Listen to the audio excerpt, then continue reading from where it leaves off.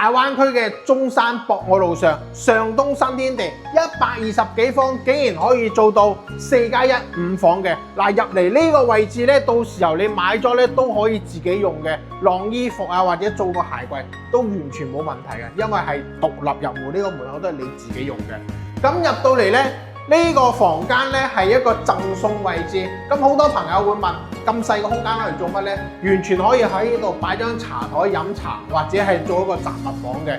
咁呢度咧係做咗一個子母門嘅，呢種子母門咧防火都可以防2個鐘頭以上嘅。聽講買翻嚟都要萬幾蚊嘅。咁呢個鞋櫃咧都係交付標準嚟嘅。入到嚟咧，佢係一個蝴蝶戶型，左右兩邊都有房間嘅。先過嚟呢邊睇睇其中嘅2個房間。嗱，呢個房咧就係其中一個房間。咁入到嚟都唔會覺得窄嘅，因為呢條黃線出嚟嘅位置全部都係贈送位置嚟嘅，所以120幾方係可以做到4+1，但係佢贈送係好多嘅。咁入到嚟呢度咧係一個公共衛生間。咁個馬桶咧都係做咗嘅德國嘅高儀，包括嗰啲花灑都係德國高儀嘅。所以呢個上東新天地佢嘅交付標準非常之高。咁嚟到呢度係其中嘅一個客房。咁呢個房間咧係可以出去出邊其中一個陽台主陽台一個位置嘅。咁呢個咧係一個朝南嘅朝向。依家早上拍攝嘅視頻，所以佢嘅太陽採光都非常之好嘅。咁我哋從呢邊入嚟咧，就會去翻我哋一個客廳。咁呢度咧就係120幾方，係做咗4+1 5房。咁呢邊咧又係有2個房嘅。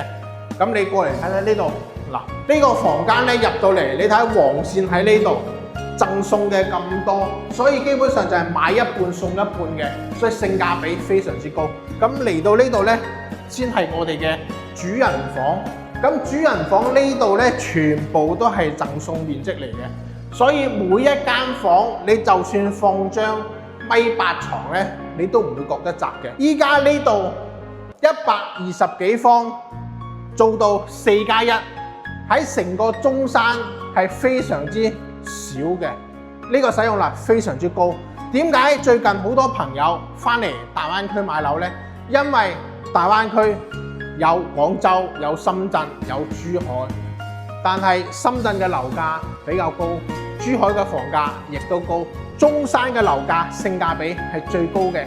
仲要關鍵咧就係中山好多人都係講白話嘅，同聲同氣，再加上咧佢係有廣府嘅美食，因為佢離順德比較近。感興趣嘅朋友歡迎評論區留言。